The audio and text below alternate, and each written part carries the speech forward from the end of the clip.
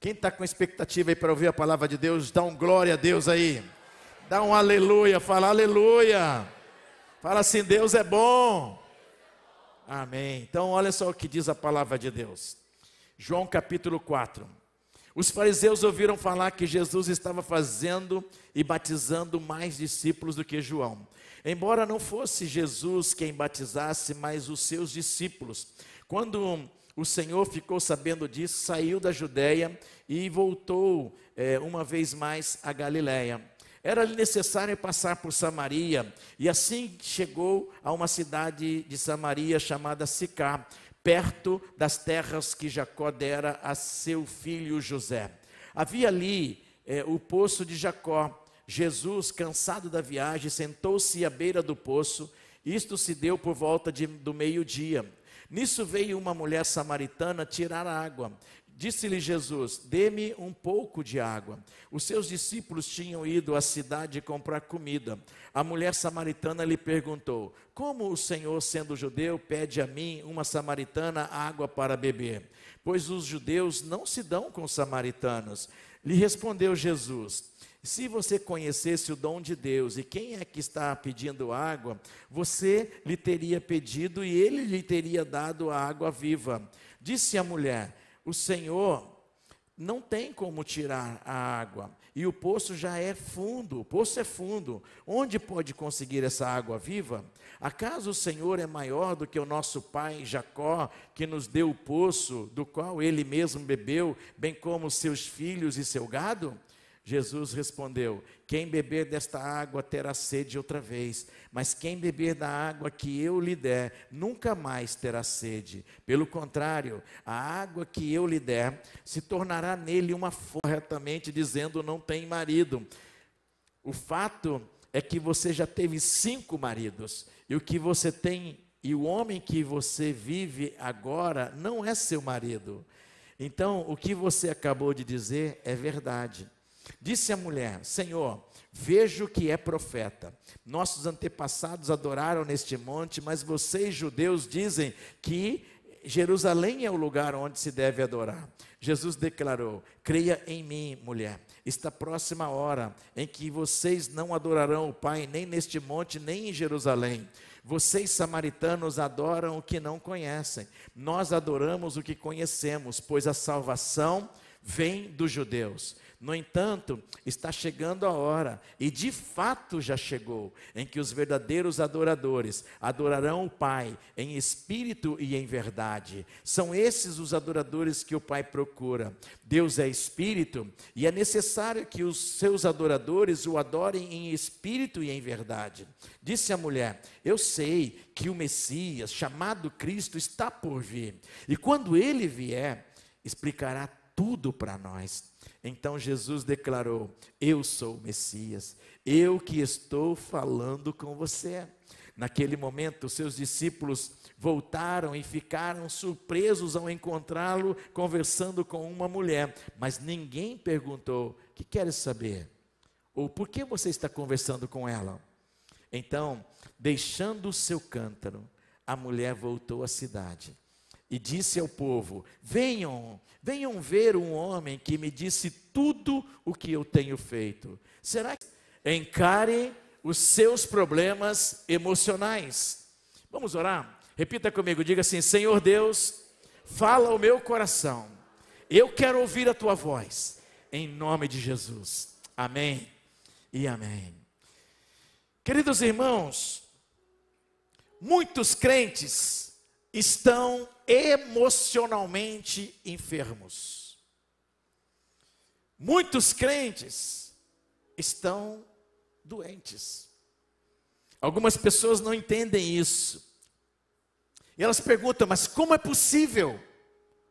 Eles não são crentes? É possível um crente ficar doente? Sim, senhor. Sim, senhora. Um crente pode ficar doente, sim, pois são pessoas, são seres humanos, tem coração, tem alma, são pessoas. Então, a pergunta que eu te faço é, Como é que a gente pode restaurar relacionamentos que foram quebrados? Como é que nós podemos superar a mágoa que atormenta as nossas emoções? Como é que você pode resolver problemas que te atacam e que desestabilizam as suas emoções? De uma maneira. Existe uma maneira. A maneira como você pode responder a essas questões é encarando de frente os seus problemas. Você tem que encarar os seus problemas. Você tem que bater no peito e dizer: eu vou resolver os meus problemas. Eu vou buscar a ajuda que eu preciso para eu ser tratado e curado nas minhas debilidades emocionais. Você precisa entender isso. Todos temos problemas emocionais. É interessante observar que todos os crentes têm pela frente processos importantes. Pelo menos 2 deles precisam ser destacados aqui nesta noite. Primeiro é que todos os crentes precisam dominar o seu corpo. Crente precisa ter domínio próprio. Domínio próprio é fruto do Espírito Santo que Deus deixou para você viver melhor nessa terra. Segundo, todo crente precisa renovar a sua mente, precisa renovar a sua alma, precisa viver uma transformação interior. Então a alma é composta de sentimentos, a alma é composta de vontades, de pensamentos, de consciência. A pessoa que foi rejeitada, a pessoa que foi abandonada, que foi preterida, que foi esquecida, que foi maltratada, que foi traumatizada, essa pessoa sente dor, sabe por quê? Porque a ferida dentro dela ainda não cicatrizou. Você que tem dor na alma, vive vez por outra, botando para fora o seu ódio, vive vez por outra, botando para fora a raiva, o orgulho, a amargura. Você vive botando para fora tudo que está dentro da alma, que machucou você, que vilipendiou a sua história. A alma que está ferida, ela tem comportamentos ruins. A pessoa que está ferida na alma vive ameaçando os outros. A pessoa que está ferida na alma não admite seus próprios erros. A pessoa que está ferida na alma sente prazer na desgraça do outro. A pessoa que está ferida na alma não tem aspirações, não tem sonhos. É uma pessoa ciumenta, traumatizada. É uma pessoa que se entristece com o sucesso dos outros. É uma pessoa triste, o semblante dela é pesado, ela é muito carregada. O linguajar da pessoa é ruim, ela tem dificuldade de ouvir um não, é o tipo de gente que não pode ser contrariada, ela não aceita a liderança do outro. A pessoa que está com a alma enferma tem dificuldades de honrar os outros, e ela quer ter o controle de tudo. Essas pessoas feridas, elas ferem, porque pessoas feridas ferem, machucam. Hoje eu vim aqui para te dizer que Jesus quer falar com você. Jesus quer ter um encontro com você para te tratar e para te curar. Hoje eu vim aqui dizer para você que Jesus tem o poder para curar os seus traumas. Jesus tem o poder para curar as suas feridas interiores. Jesus tem o poder para curar as doenças que estão te acompanhando há anos. E você está convivendo com elas como se nada tivesse acontecendo. No texto que lemos, Jesus estava na Judéia. E de repente começaram a conversar, falaram muitas coisas sobre ele, e ele decidiu ir para Jerusalém. Mas a palavra de Deus diz que ele sentiu a necessidade de passar por Samaria.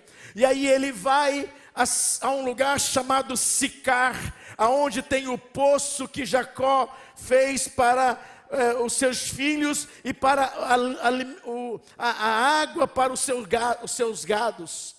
Então ele passa nesse lugar, porque esse era um lugar em Samaria, e a Bíblia diz que os samaritanos iam lá nesse poço para pegar a água, e ao meio-dia Jesus chega lá, estrategicamente, intencionalmente, e Jesus senta na beirada do poço, e de repente chega uma mulher para tirar a água. Ela foi para tirar a água, e aí Jesus olha para ela e diz: mulher, dá-me de beber. Jesus começa intencionalmente um diálogo com essa mulher.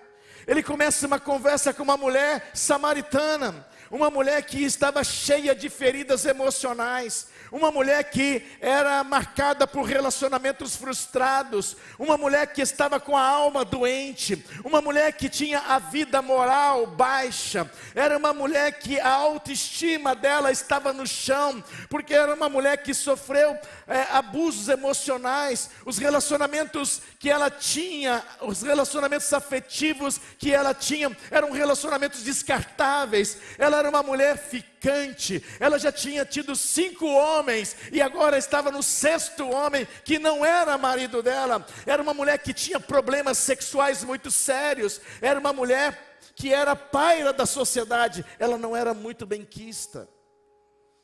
E Jesus chegou valorizando o que ela tinha nas mãos, porque aquela mulher tinha o domínio da região, ela conhecia Sicar, ela conhecia Samaria, ela tinha o domínio do poço, ela sabia toda a história daquele poço, ela tinha o domínio do cântaro, ela sabia que como tirar a água e como colocar a água e como levar a água para casa, ela tinha o domínio do balde para descer lá no poço e puxar a água, ela sabia tudo sobre água. Então Jesus chega para ela e diz: mulher, eu estou com sede, dá-me de beber. Então Jesus levanta a estima dessa mulher. Jesus sabia que ela tinha perdido a estima dela há muito tempo, e Jesus vem e faz a ponte correta, e ele diz para ela: dá-me de beber.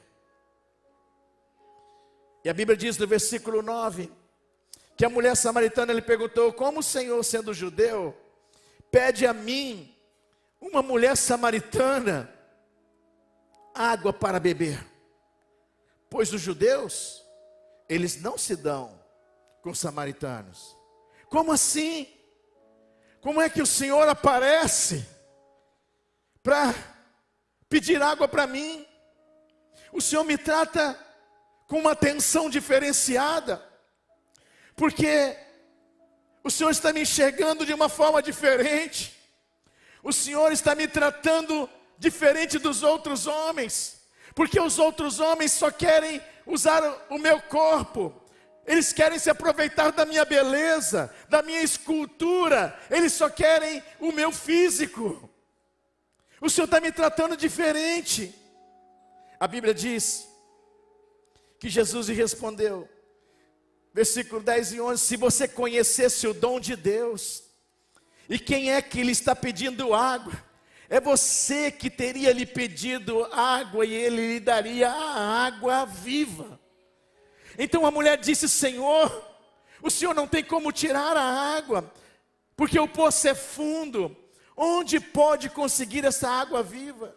Note bem, Jesus estava conversando coisas profundas com aquela mulher, e aí Jesus mudou completamente a história da vida dela, e com a sua voz, com a sua mansidão, com a sua doçura, com a sua sabedoria, Jesus foi transformando a vida daquela mulher. Ele mudou tudo. Ele disse: se você tivesse conhecido, se você soubesse quem é que está falando com você, você pediria para ele, para te dar de beber. O poço de Jacó havia machucado muito a identidade daquela mulher, porque toda vez que ela ia para o poço, ela se sentia muito sozinha, E as pessoas falavam para ela assim: olha, você é sozinha, você é excluída, você é uma mulher abandonada, você é uma mulher rejeitada, você é uma mulher que ninguém quer estar perto de você, você é ruim, você é uma mulher suja, imoral, ninguém quer estar perto de você. Então ela ia pegar água numa hora que ninguém estava lá no poço. É por isso que ela escolheu o meio-dia, era a hora mais quente do dia.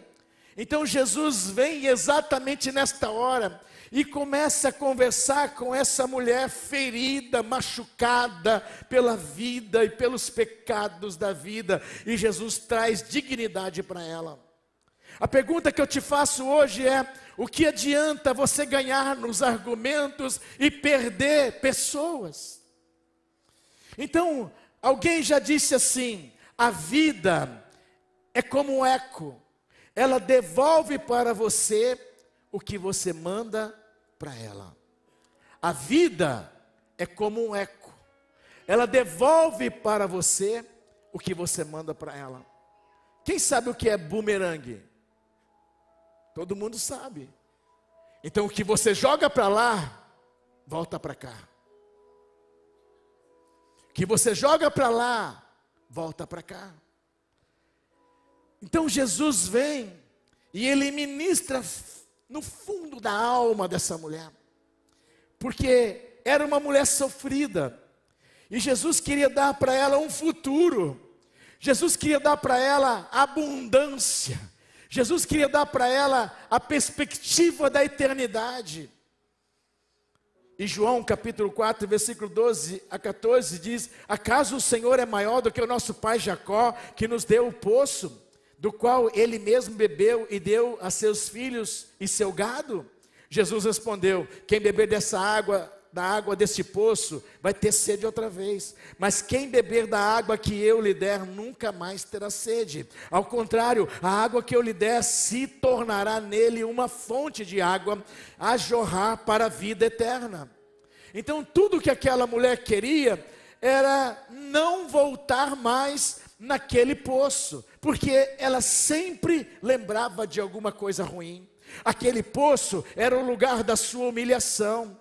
Ela ia ao poço quando ninguém estava lá, quando não tinha ninguém lá, na hora mais quente do dia, porque se ela fosse de manhã, ou se ela fosse à tarde, tinha outras mulheres lá. Então as mulheres iriam apontar o dedo para ela, ou iam conversar entre elas, iam falar assim: olha, está vendo aquela ali? Está vendo aquela mulher? Ela já teve 5 homens, e ela agora está com outro que não é dela, ela já está no 6º homem. Sabe aquela mulher ali? Aquela mulher é uma mulher de programas, aquela mulher é uma mulher que está na vida errada, aquela mulher é da vida, sabe?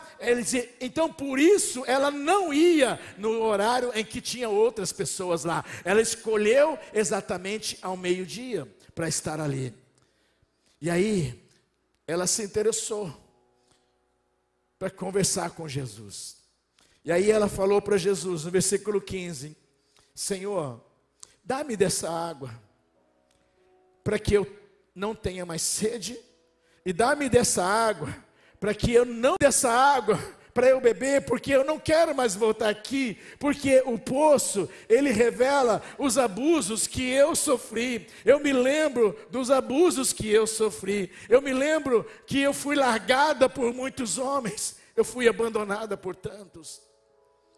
Aí a Bíblia diz, em João capítulo 4, versículos 16 e 19, Jesus falou para ela: vai e chama seu marido, e volte aqui. Aí ela respondeu: eu não tenho marido. Jesus disse: você falou corretamente, dizendo não tenho marido. O fato é que você já teve 5. E o homem com quem você vive agora não é seu marido. O que você acabou de dizer é verdade. Disse a mulher: vejo que é profeta. E aí ela muda o assunto. Ela disse: eu vejo que é profeta. E aí ela disse: nossos pais adoraram neste monte, mas vocês, judeus, dizem que Jerusalém é o lugar onde se deve adorar. Jesus declarou: creia em mim, mulher, creia em mim.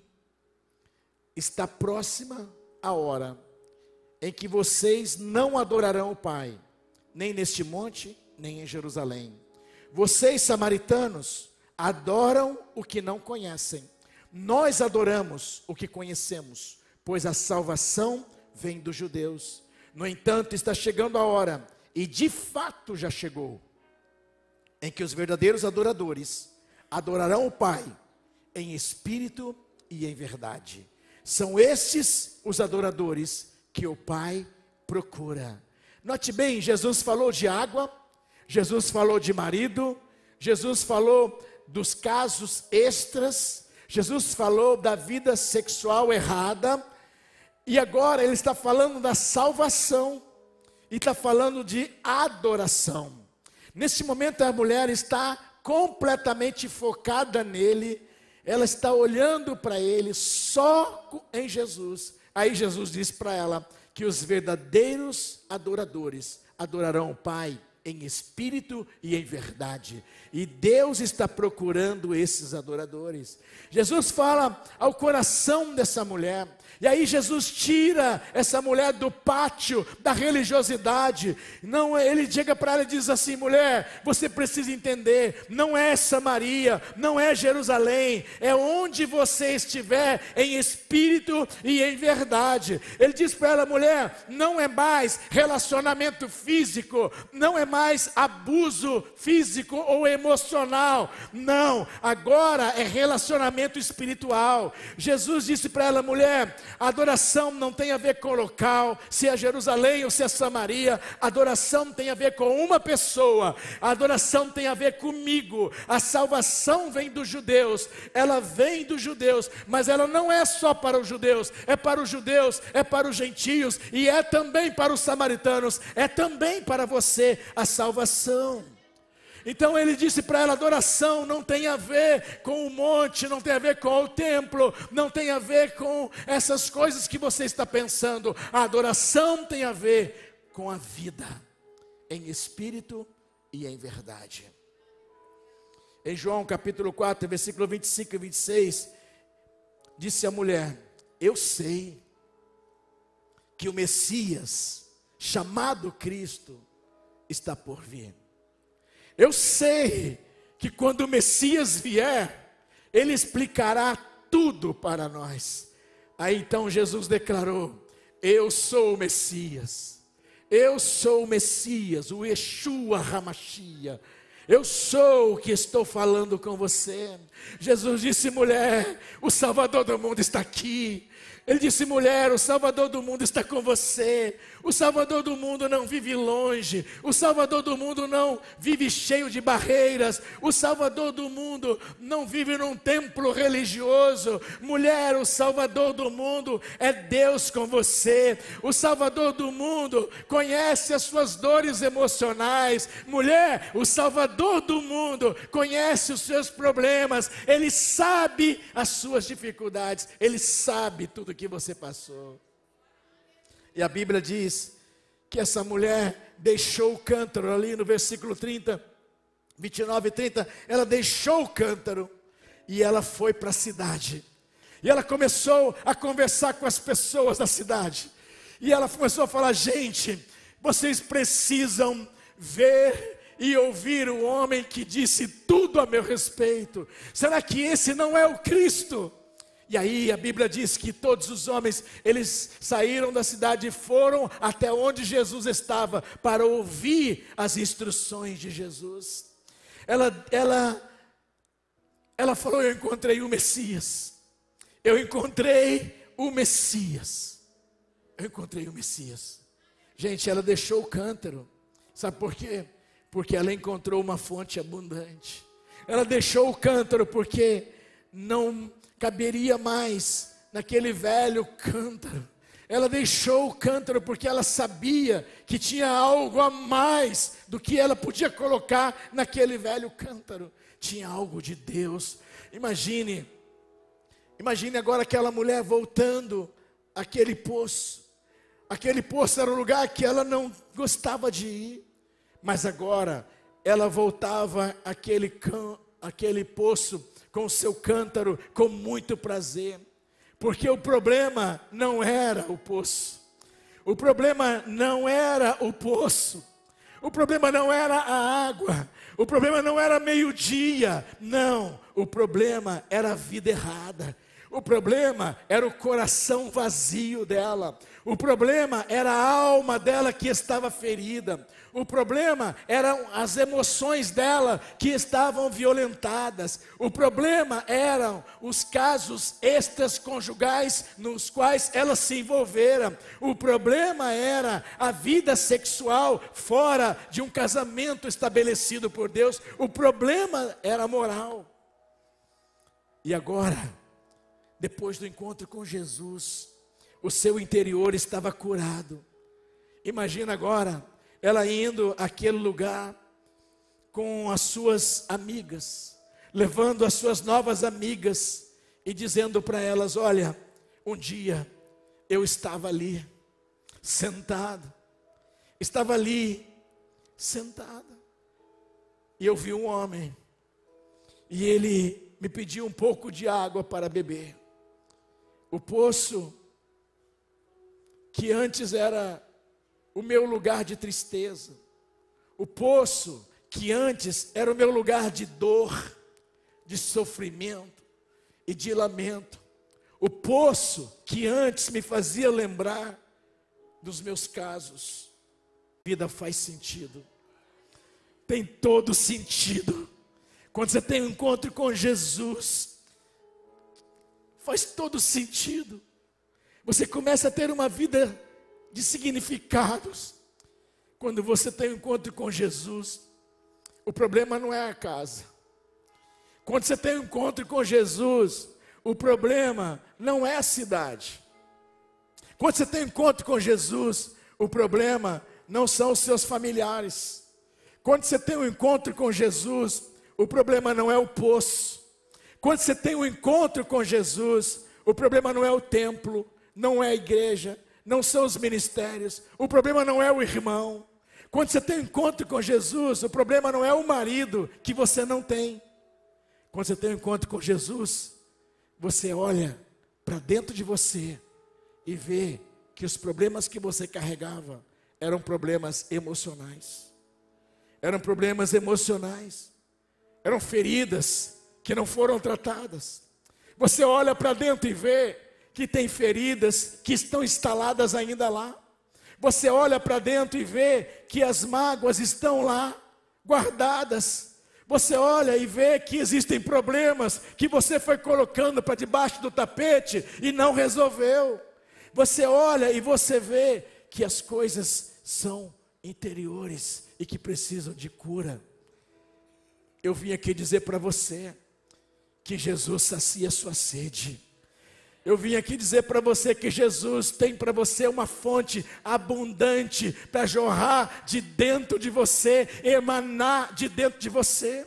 Então esta igreja aqui é um ambiente de cura. Você viu na semana passada o que Deus fez neste lugar, porque os céus estão abertos neste lugar. Então o Jeová Rafá, o Deus que sara, Ele está aqui, Ele visita a gente. Então Deus deu a direção para que no mês de julho Ele trate as nossas emoções. E eu quero dizer para você, não vai ficar nenhuma pessoa com a sua emoção, com a sua vida emocional em frangalhos.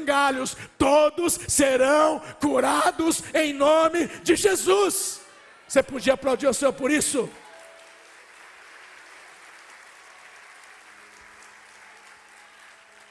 Está na hora de você deixar o seu cântaro. Deixa o seu cântaro. Está na hora de você largar as suas frustrações. Está na hora de você deixar para lá as suas decepções. Está na hora de você entender que tem que abandonar os amores passageiros. Está na hora de você sair fora dessa vida errada, de tudo que você faz e que você sabe que está na contramão de Deus. Está na hora de você rever a sua vida. Está na hora de você melhorar de vida. Deus vai te sarar. Ele vai te sarar. Talvez você pergunta, mas pastor, como é que eu posso encarar os meus problemas emocionais e resolver? 4 princípios para a gente poder encerrar aqui. Primeiro, reconheça a culpa de seus próprios erros. A Bíblia diz em Efésios 4:31, livrem-se de toda amargura, indignação, e ira, e gritaria, e calúnia, bem como de toda maldade. Deus está dizendo para você se livrar disso. Deus está falando, livre-se disso. Sai fora disso. Tira isso da sua vida. Você faz parte do processo da sua libertação. Deus está falando, tira isso. Talvez você está aqui e você ainda está amargurado. Você ainda é uma pessoa amarga. Talvez você está aqui e você está indignado ou indignada com tudo, com todos. Talvez você está aqui e você é uma pessoa irada, uma pessoa que carrega um vulcão dentro de si a ponto de explodir. Talvez você está aqui e você é alguém que sai gritando com todo mundo, que sai batendo porta, que sai fazendo as coisas erradas. Talvez você está aqui e você é alguém que está falando mal dos outros, que está caluniando. A calúnia, além de ser um pecado, é um crime. Então quantas vezes ou quantas pessoas estão machucando os outros, cometendo crime? E às vezes nem sabe disso. Deus está falando com você. Livre-se disso. Sai fora disso.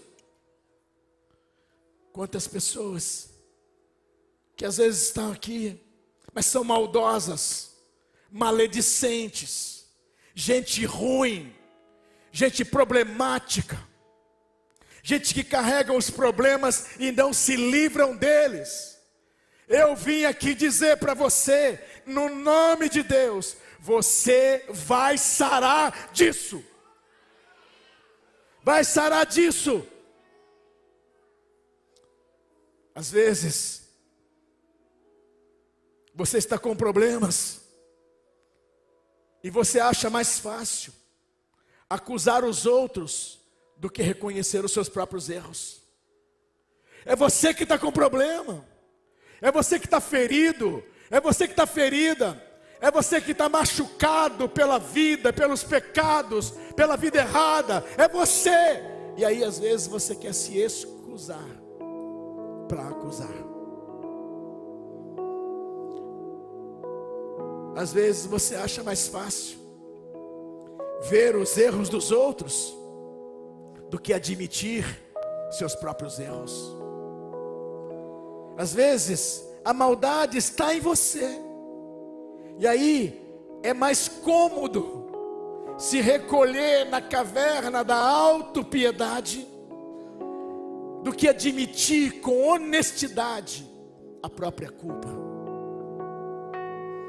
A cura dos relacionamentos começa com o correto diagnóstico das causas que provocam ou que provocaram as feridas em nós. Quem está entendendo? É muito forte o que eu estou falando para você aqui, mas é para te sarar mesmo, é para te confrontar, para você sarar. Nossa igreja é ambiente de cura, e não vai ficar nenhum doente aqui. Deus vai te sarar. Um diagnóstico honesto passa pela admissão da nossa própria culpa. Nós somos culpados pelos nossos próprios erros. Pare de jogar a culpa no diabo. Pare de jogar a culpa nas outras pessoas. Você é responsável, eu sou responsável. Deus está falando para mim, livre-se disso. Então, se Deus está falando para eu me livrar disso, é porque eu sou competente o suficiente para me livrar. Livre-se disso. Vive uma vida liberta. Segundo princípio, para você encarar os seus problemas emocionais e resolver, construa pontes de aproximação. A Bíblia diz: sejam bondosos e compassivos uns para com os outros. Então, Jesus ensinou a gente ser bondoso, a gente ser compassivo uns com os outros. Então Ele está dizendo para mim e para você, que nós precisamos tomar a iniciativa.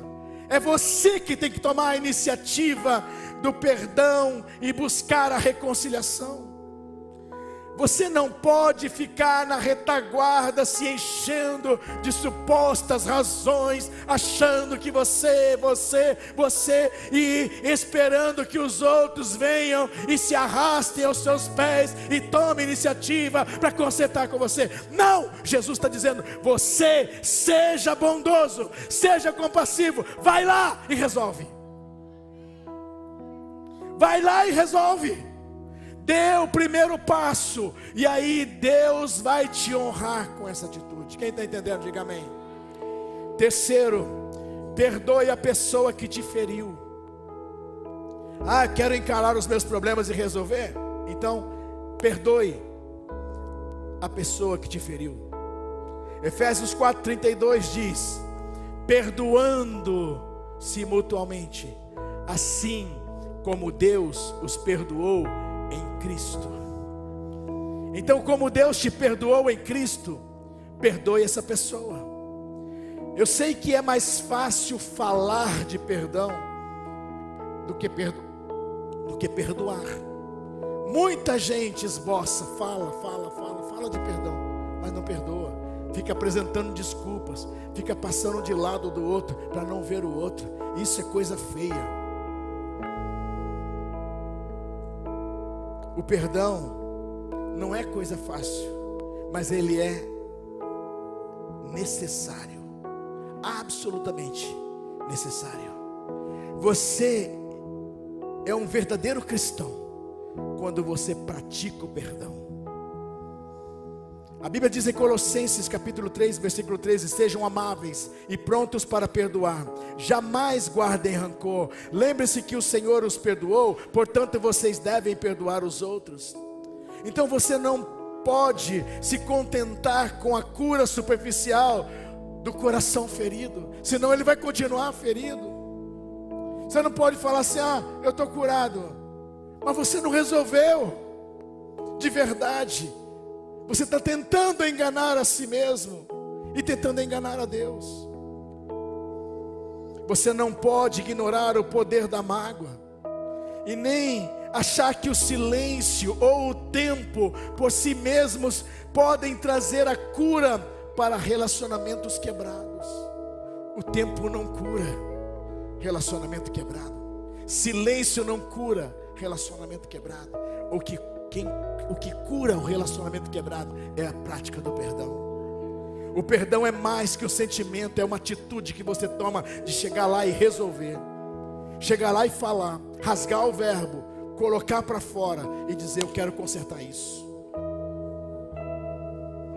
Nós devemos perdoar, porque nós fomos perdoados por Deus. Devemos perdoar como fomos perdoados por Deus. Devemos apagar os registros que temos guardados nos arquivos da nossa memória. E não podemos ficar cobrando das pessoas mais aquilo. Então, se você já perdoou, esquece. Para de falar no negócio. Para de ficar relembrando, de trazendo aquelas coisas que aconteceram não sei quantos anos atrás. Não lance mais no rosto da pessoa aquilo que você já resolveu aos pés de Jesus. O perdão é um milagre O perdão é obra da graça de Deus em nós e através de nós. E é dessa fonte da graça que emana a cura para os relacionamentos interpessoais que foram quebrados. Então, quando eu me lembro quanto Deus me tem perdoado, fica muito mais fácil eu perdoar os outros. Quando eu me lembro disso, eu falo: Deus me perdoou tanto que eu não posso negar o perdão para a pessoa que me feriu. Você nunca terá que perdoar alguém mais do que Deus já tem perdoado você. Eu nunca terei que perdoar uma pessoa mais do que Deus já me perdoou. Quando você tem dificuldades de perdoar os outros, geralmente é porque você não se sente perdoado e a mágoa ainda está instalada dentro de você. Você tem problemas emocionais. O ressentimento é um veneno contra você mesmo, contra você mesma. E guardar ressentimento no coração é como você cometer um suicídio emocional. Foi Rick Warren que disse que a mágoa no coração é algo sem sentido, desnecessária e doentia. E a palavra de Deus diz em Jó 5:2: ficar desgostoso e amargurado é loucura, é falta de juízo que leva à morte. Em Jó capítulo 18, versículo 4 diz: com a sua raiva você só está se ferindo. Então a amargura é desnecessária. Por quê? Porque você sempre se machuca mais do que os outros que te feriram. Então, tem gente aqui hoje que está se consumindo. Tem gente aqui hoje que está morrendo por dentro. Tem gente que está muito triste, porque sabe que feriu o coração de alguém, ou porque sabe que está ferido e ainda não consertou. Alguém pode ter ferido você há 10, 20 ou 30 anos atrás, e você ainda está amargurado ou amargurada por causa disso. A pessoa que fez isso já não lembra mais de que fez. Então a amargura, ela não pode mudar o passado. A amargura não pode corrigir o problema. A amargura não pode mudar a pessoa, nem mesmo pode ferir aquela pessoa. A amargura só fere você mesmo ou você mesma que abriga no seu coração. Em Jó capítulo 21, versículo 23 a 25, a Bíblia diz que um homem morre em pleno vigor quando se sentia bem e seguro, tendo o corpo bem nutrido e os ossos cheios de tutano. Já outro morre tendo a alma amargurada, sem nada ter desfrutado. Então a pessoa amargurada, ela reduz os anos de vida, ela morre mais cedo. A pessoa ferida, ela morre mais cedo. Então você precisa perdoar aqueles que te feriram, porque você estará fazendo um bem para você mesmo ou para você mesma. Em Marcos 11, 25, Jesus falou: quando estiverem orando, primeiro perdoe aqueles por quem foram ofendidos, para que seu Pai que está no céu perdoe os seus pecados também. Então a amargura bloqueia o perdão de Deus na sua vida. A Bíblia diz que não podemos receber o que nós não estamos desejando dar. Nós não podemos receber o que não estamos desejando dar. Ele orientou os seus discípulos, ele ensinando os seus discípulos a orar, ele disse: vocês orem assim: Pai, perdoa as nossas dívidas, assim como nós perdoamos aos nossos ofensores. Em outras palavras, Senhor, me perdoe, como eu também perdoo as pessoas. Você precisa perdoar os outros, porque Deus tem perdoado você. Porque a amargura, ela não funciona, e você vai precisar do perdão um dia. Você vai precisar do perdão no futuro. Então perdoe. Perdão é uma estrada de mão dupla. Todos nós precisamos do que nós às vezes não queremos dar. Todos nós precisamos do que às vezes não queremos dar. E por último, encare os seus problemas emocionais para resolver de verdade. Faça reparos com aquele que te ofendeu ou com aquele que você ofendeu. Hebreus 12:15 diz: cuidem uns dos outros, para que nenhum de vocês deixe de alcançar as melhores bênçãos de Deus. Vigiem para que nenhuma raiz de amargura entre vocês crie entre vocês, pois quando ela brota, causa profunda perturbação, prejudicando muitos na sua vida espiritual. Então hoje eu vim aqui dizer para você: seja honesto, seja honesta, encare a sua ferida, revele a sua ferida, admita a sua ferida, admita os seus problemas emocionais e deixe que essa ferida saia de você de uma vez por todas. Você pode superá-las se você admitir que isso está te machucando muito e você não ouve ninguém falar com você, mas graças a Deus você veio aqui. Você veio aqui.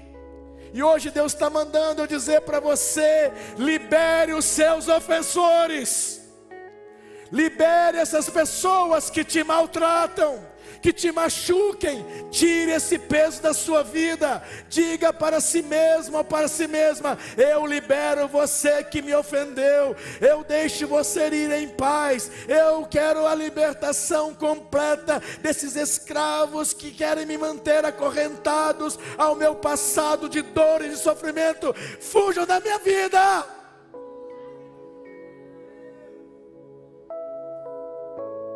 Você não precisa carregar essas dores emocionais. Você pode ser curado dessas dores emocionais. Como é que você libera um ofensor da sua vida? Perdoando, dizendo: eu te perdoo, segue a tua vida, eu vou seguir a minha vida, eu te perdoo. Como você libera um ofensor da sua vida? Substituindo a ferida pela paz de Deus. A Bíblia diz em Colossenses 3,15 que a paz de Cristo seja o juiz em seu coração, visto que vocês foram chamados para viver em paz, como membros de um corpo. Vocês foram chamados para viver em paz. Não é em briga, não é em confusão, não é com problemas, não é com pecados, não é bebendo, não é se drogando, não é se prostituindo. É para viver assim, é para viver em paz. Todas as vezes que olharem para você, as pessoas têm que ver a paz, semblante sereno, porque Jesus entrou e curou. Como é que você libera o ofensor da sua vida? Pensando como você gostaria que os outros fizessem reparos com você. Em Lucas 6,31, Jesus falou para os seus discípulos: como vocês querem que os outros lhe façam, façam vocês também a eles. O que você quer que o outro faça? Faça você primeiro. Faça você primeiro. Mas infelizmente, pessoas feridas, elas cruzam os braços e ficam esperando que o outro venha.